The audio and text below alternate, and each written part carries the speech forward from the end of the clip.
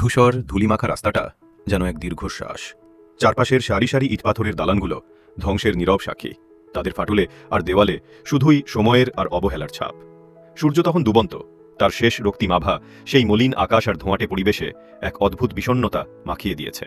এমন এক পরিবেশে যেখানে জীবনের কোলাহল থেমে গেছে, সেখানে একজন মানুষ আর একটি প্রাণীর মধ্যে এক নীরব সংযোগ তৈরি হলো। ছেলেটির নাম মামুন। সে শহরের এই পরিত্যক্ত এলাকা দিয়ে হেঁটে যাচ্ছিল। তার পরনে ছিল একটি সাধারণ ধূসর নাইকি টি শার্ট, যা এই ধ্বংসস্তূপের মাঝেও যেন আধুনিক জীবনের এক ক্ষীণ আভাস। মামুন হাঁটু গেড়ে বসে পড়ল রাস্তার মাঝে। তার চোখ স্থির একটি ছোট্ট প্রাণীর দিকে, একটি হলুদ কমলা রঙের বিড়াল ছানা। বিড়ালটির চোখজোড়া বড়, করুণ আর একটু ভয়ার্ত, হয়তো ক্ষুধার্ত বা হয়তো কেবলই নিঃসঙ্গ। এই বিরান পরিবেশে সে ছাড়া আর কেই বা তার সঙ্গী হবে। মামুন ধীরে ধীরে তার হাত বাড়িয়ে দিল। তার স্পর্শ ছিল কোমল, যেন সে বিড়ালটির ভয় ভাঙাতে চায়। বিড়াল ছানাটি প্রথমে একটু ইতস্তত করল, কিন্তু মানুষটির শান্ত চাহনি আর স্নিগ্ধ স্পর্শে সে সাহস পেল। বিড়ালটি তার ছোট থাবাটি রাখল মামুনের হাতের উপর।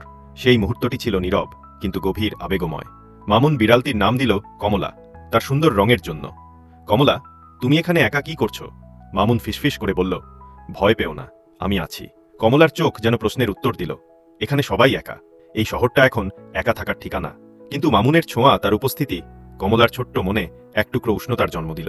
এই ধ্বংস আর পরিত্যক্ততার মাঝে যেখানে সভ্যতা যেন ভেঙে টুকরো টুকরো হয়ে গেছে, সেখানে মামুন আর কমলার এই বন্ধুত্ব ছিল যেন মানবতার এক ছোট্ট ফুল, সাহস আর আশার প্রতীক। মামুন সিদ্ধান্ত নিল, সে কমলাকে এই ধুলিমাখা রাস্তা থেকে তুলে নেবে। সে তাকে দেবে একটি নিরাপদ আশ্রয়, দেবে খাবার, আর সবথেকে জরুরি, দেবে অকৃত্রিম ভালোবাসা। ধ্বংসস্তূপের মাঝে দাঁড়িয়ে মামুনের মুখে ফুটে উঠল এক স্নিগ্ধ হাসি।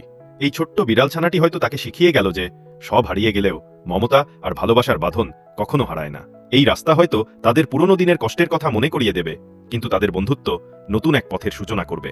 গল্পটি ভালো লাগলে সাবস্ক্রাইব করবেন, আর আমাদের এই যে দুনিয়া ইউটিউব চ্যানেলে সকল সময় অ্যাক্টিভ থাকবেন। আল্লাহ হাফেজ।